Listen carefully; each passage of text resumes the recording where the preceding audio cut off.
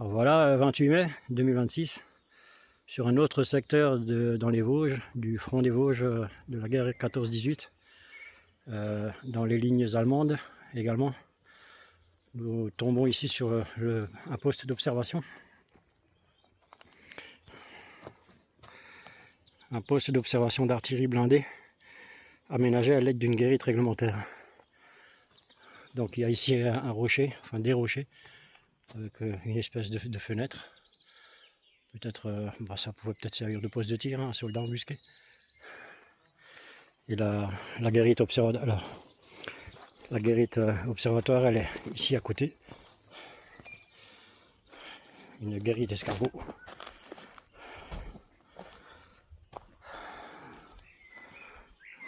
Où un guetteur pouvait rentrer à l'intérieur et regarder par les créneaux. Alors bon, on peut se demander comment il pouvait voir, puisqu'il y a la terre en face, mais peut-être qu'à l'époque, la terre n'était pas aussi élevée et ne masquait pas les créneaux les fenêtres d'observation. Depuis plus de 110 ans, le relief a un petit peu changé. Voilà, dans les lignes allemandes, sur un secteur du front des Vosges, du côté du Horodberg.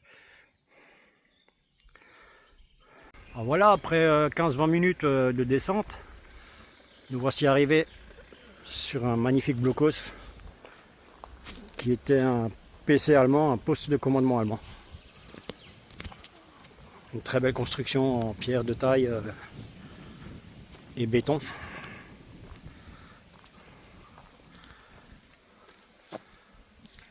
Superbe. Découverte pour la première fois de ce très beau blocos allemand. Le poste de commandement des lignes allemandes qui se trouvait ici sur ce secteur.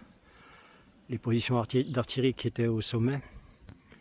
Et bien évidemment le poste de commandement dans les lignes en retrait.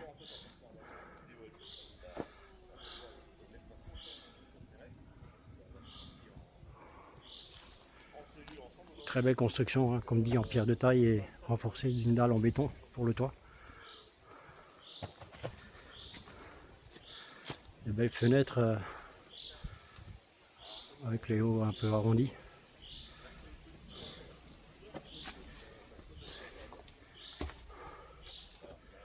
Un plafond en béton. Une dalle de béton qui doit bien faire son bon mètre d'épaisseur, je suppose.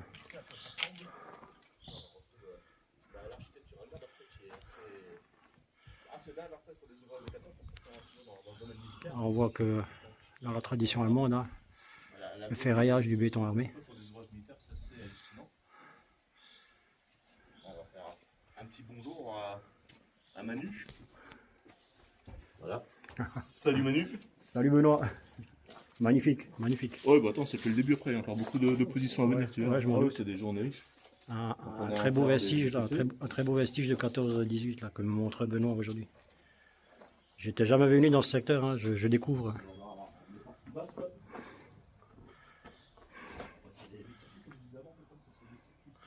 Ça valait le coup de marcher, de monter et descendre des pentes pour voir ce très beau vestige de 14-18. Allemand. Ici, Vosges, secteur du Horodberg.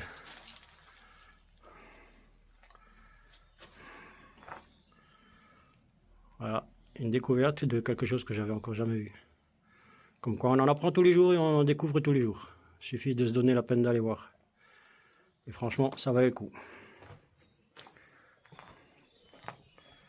Bon, malheureusement, il n'a pas de traces écrites ou de traces sculptées ou gravées. Il n'en demeure pas moins que c'est un magnifique vestige qui demeure encore intact. Plus d'un siècle après la fin du premier conflit mondial ici, dans les Vosges.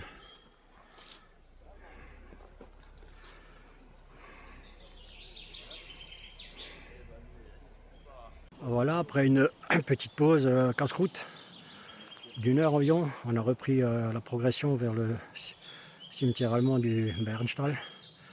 On est là sur le secteur du Bärenkopf, Et on vient de passer un ou deux blocos allemands que je n'ai pas filmé pour arriver à celui-ci.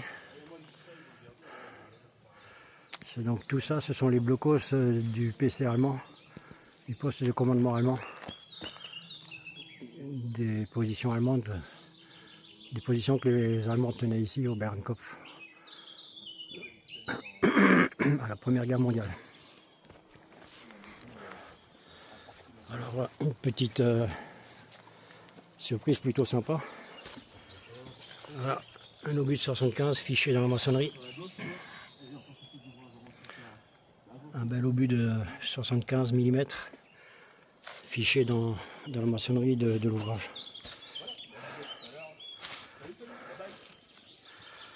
Alors, comme toujours, hein, ce sont des pièces au plafond arrondi qui étaient recouvertes de tôle ondulée.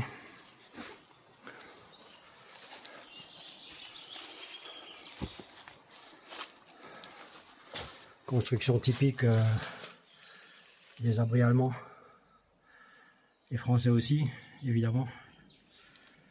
Sauf que il y avait juste une différence dans la taille des ondulations des tôles ondulées. Il y avait une différence entre les tôles ondulées allemandes et les tôles ondulées françaises.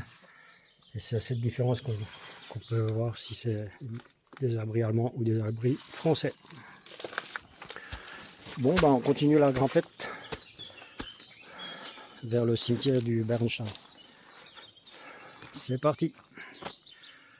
Là, on a continué pour rejoindre le cimetière du Bernstein. Et ensuite, on monte en direction du Schratz et on vient de tomber là sur un ouvrage qui est relié en deux parties par ce petit blocos. Et l'autre partie qui est là-bas, donc c'est relié par une galerie souterraine que les Allemands ont creusée dans la roche pour pouvoir passer d'un point à l'autre. Alors ici, le dessus de l'ouvrage est renforcé par un rail de chemin de fer. Et l'ouverture se trouve donc... Ah bah, il n'y a pas d'ouverture. Ah mais... Tu sais ce que c'était ça? Maintenant je sais ce que c'est. Ça c'était un poste optique. Pour signal optique, ouais. T'as les canaux. Bah oui, t'as les créneaux là pour envoyer les signaux optiques. Là-dedans il y avait un Scheinwerfer. Enfin cette espèce de Scheinwerfer sur trépied là. Où ils pouvaient clic faire des signaux en morse. Après si c'est des machins, ouais mais après c'est pas un Scheinwerfer après ou les projecteurs. Après c'est pas le même système pour les relais optiques. Après les machins pour les relais optiques après sont plus petits, c'est à cette taille environ. Oui c'est ça. Après, c'est une sorte de trépied. Ouais. Enfin, ouais, après pour son début ils avaient les machins mobiles. Et après ils ont adapté pour les mettre sur les machins fixes en fait dans les ouvrages. Ouais. Non ça devait être un mobile. Enfin en tout cas ça me fait penser à ça. Hein. Ouais, ou même fixe après parce que tu as les canaux. Voilà, je vois pas une autre utilité de ce petit truc carré là. Et surtout après avec les ouvertures comme ça, ouais. T'as 3 directions, ouais. Oui, il y a trois directions. Je te montre une photo de celui que j'ai trouvé. Ouais, j'en ai déjà vu aussi. Le Storkenfeld, tu le connais?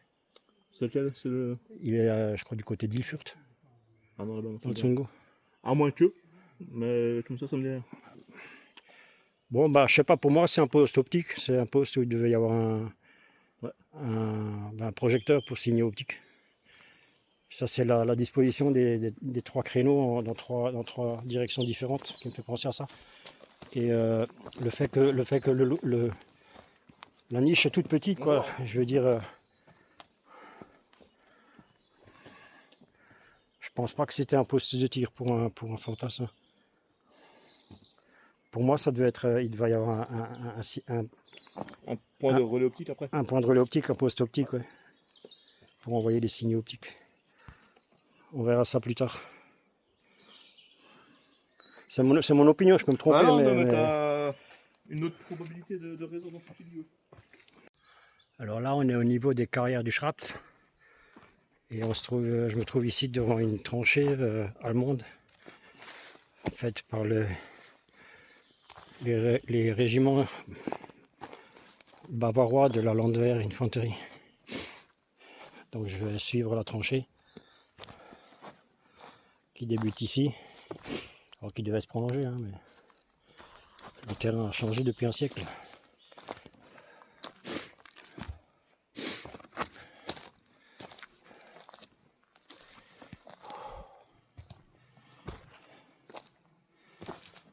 Donc c'est les tranchées qui couraient en faisant des chicanes, hein, pour être évité d'être pris en enfilade par les tirs si les Français investissaient la tranchée.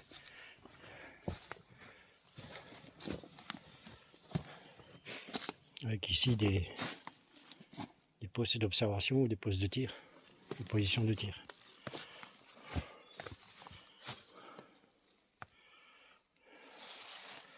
Voilà, et la tranchée s'interrompt ici, puisqu'il y a un gros rocher qui s'est couché à travers la tranchée et qui obstrue tout. Et ensuite le terrain derrière, bah, ça a comblé la tranchée, quoi.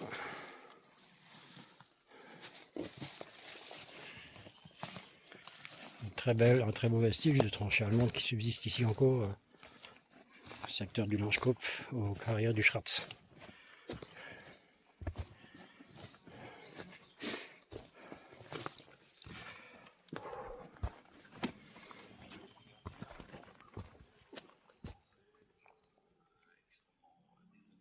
Eh ben, la visite du site se poursuit, donc on est là au Barenkopf, secteur près du Lanschkopf, carrière du Schratz, et on descend, on est descendu au Barenkopf et on continue. Et là on arrive sur une nouvelle tranchée allemande, une très belle tranchée allemande avec les parapets de tir. Les parapets de tir avec le marchepied où le soldat pouvait monter dessus pour pouvoir tirer par-dessus le parapet de tir. Alors bien évidemment là le terrain est un peu surélevé, mais à l'époque ça devait être nivelé pour que le soldat puisse voir ce qui arrivait en face, quoi.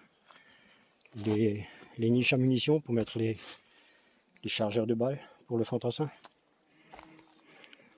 Donc voilà, il pouvait monter là sur ce marchepied et passer son fusil par-dessus le mur du parapet de tir pour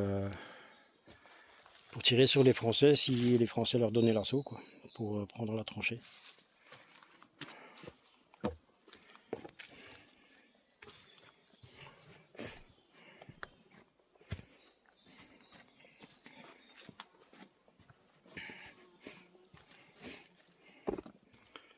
Là, de la ferronnerie, je ne sais pas trop à quel usage.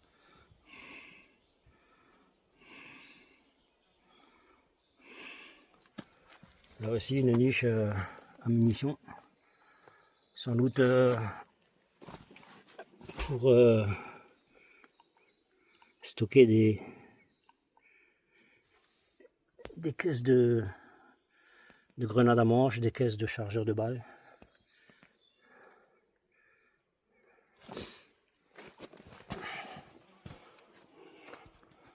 Par ici, ils pouvaient monter les escaliers pour sortir de la tranchée. Si on leur donnait l'ordre de passer à l'assaut de leur côté et de sortir de la tranchée. Ici, c'est l'entrée d'un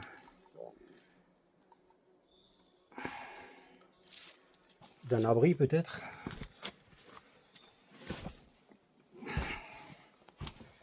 Et ben voilà, c'était une sape qui descendait sous terre. Alors elle contient encore des restes de boiserie, puisque toute la galerie était habillée de bois. Mais bon, là, le fond est inondé. On peut encore voir les restes de la boiserie qui habillait la galerie.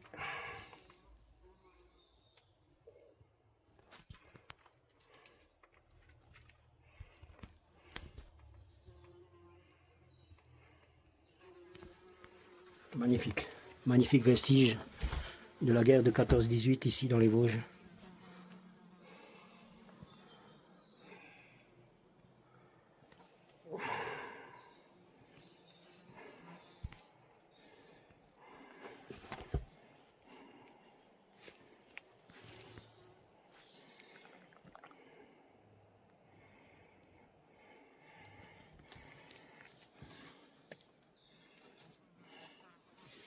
dans cette très belle tranchée allemande qui nous montre combien les Allemands attachaient de l'importance à faire des tranchées bien solides, destinées à durer. Voilà, la tranchée s'interrompt maintenant ici.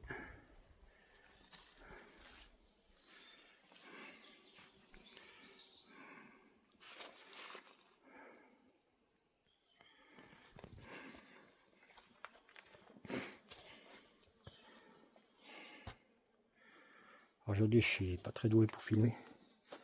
Je sais pas ce que j'ai aujourd'hui, mais je manque un peu de concentration dans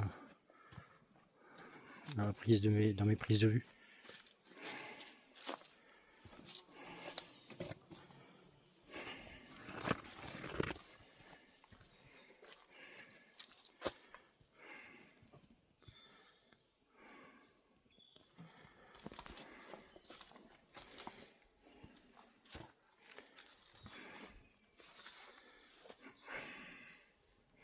Je pense qu'il doit y avoir de la faute à mon avis dans l'abri, non? Ouais, il est inondé, ouais. Comme malheureusement à chaque fois. Ça doit être un sacré abri vu les 3 accès. Ouais. Enfin, si c'est relié après, mais certainement. C'est immense. Ouais, mais je l'avais vu l'année dernière. T'étais rentré dedans? Non, mais la tranchée, je l'avais Ah déjà oui, vu. ouais, tu disais, ouais, parce que vous êtes passé dans les françaises. Je te dis, avec des mots, je peux pas. Ah oui. Là, je poursuis dans la tranchée que j'ai filmée juste avant, qui était interrompue, mais qui se poursuit un peu plus loin. Et je vais arriver là à un blocos pour un poste de mitrailleuse allemand.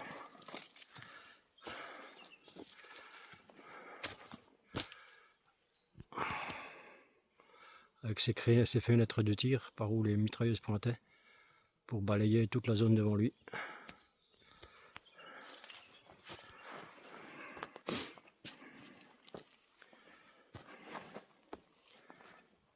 Il y a encore une grille au-dessus pour empêcher les touristes de tomber dedans, quoi. Ou pour éviter que les obus ne tombent en plein dans le blocos, quoi. Peut-être.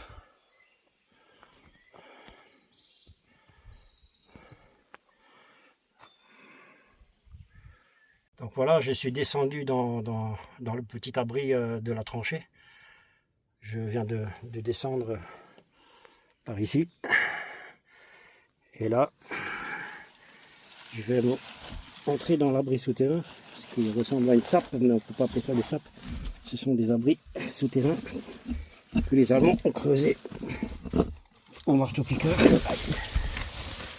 Oh, c'est pas mal éboulé, je vois de la boiserie là-bas. Je vois de la boiserie.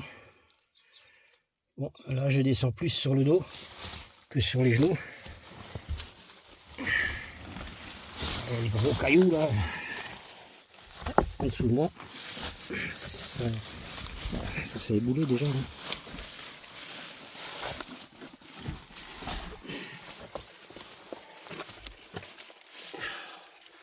Effectivement, ouais, ah bah, c'est inondé, il y a de l'eau au fond. Mais on voit encore un reste de boiserie de la sape de la Stollen, quoi.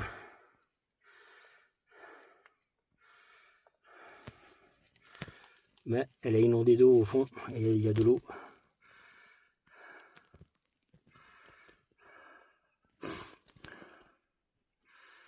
Il y a de l'eau au fond, donc je vais pouvoir aller beaucoup plus loin.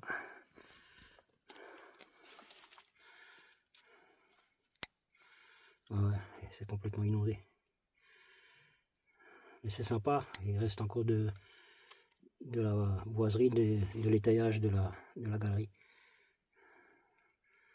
Une très belle trace aussi de ce que les Allemands ont érigé ici sur ce champ de bataille au Bahrenkopf.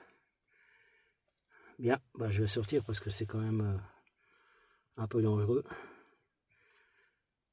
Tant que la roche ne bouge pas, mais si jamais il y a un effondrement, un éboulement, là, je ne suis pas aidé. Donc on va pas tirer le diable par la queue et puis on va ressortir.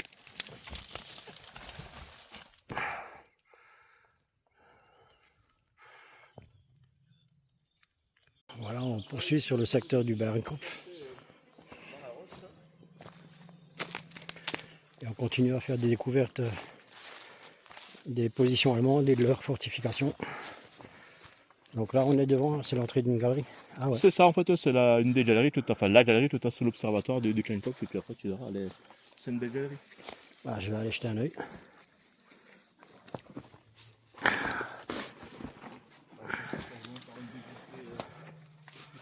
Voilà comment les Allemands s'enfonçaient dans les entrailles de la montagne pour se faire des positions de repli, des abris en cas de bombardement français. Voilà. Ils creusaient tout ça au marteau-piqueur, à la baramine, si nécessaire.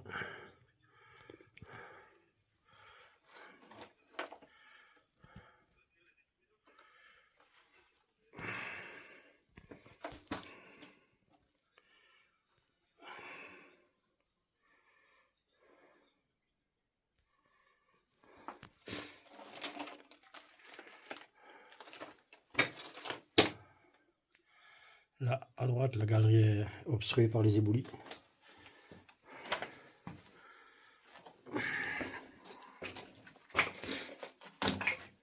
Une entrée-sortie sur la gauche, avec devant une construction en béton, une sorte de puits en béton. La galerie se poursuit là à droite. Alors je ne sais pas si elle arrive dans un cul-de-sac ou si ça tourne à gauche. Je vais aller voir. Ah oui, ça tourne à gauche. Ah ouais, ça continue. Alors là, il fait bien frais hein, par rapport à la température extérieure. Là, il fait vraiment une température très agréable. Là, je me rafraîchis là, parce que dehors par les 30 degrés, en plein soleil.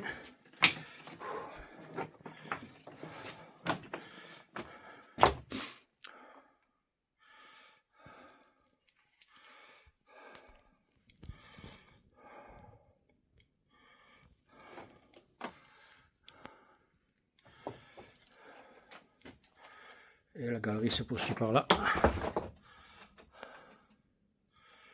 Mais là, je crois qu'elle se termine là-bas devant, au fond.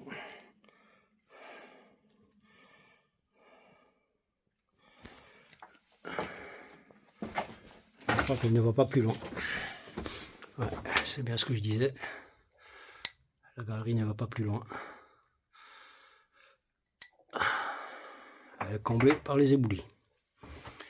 Donc je vais pouvoir ressortir.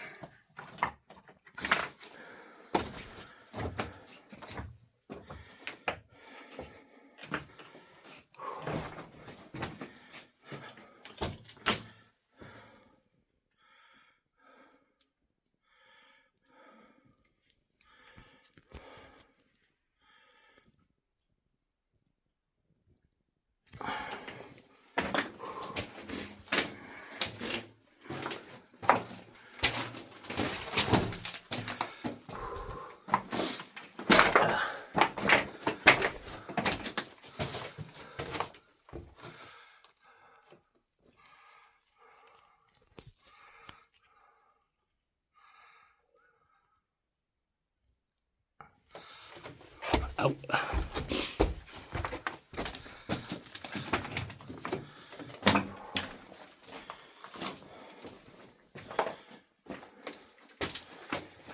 Je vais ressortir par cette sortie. Ouais, c'est donc comme un petit puits en béton.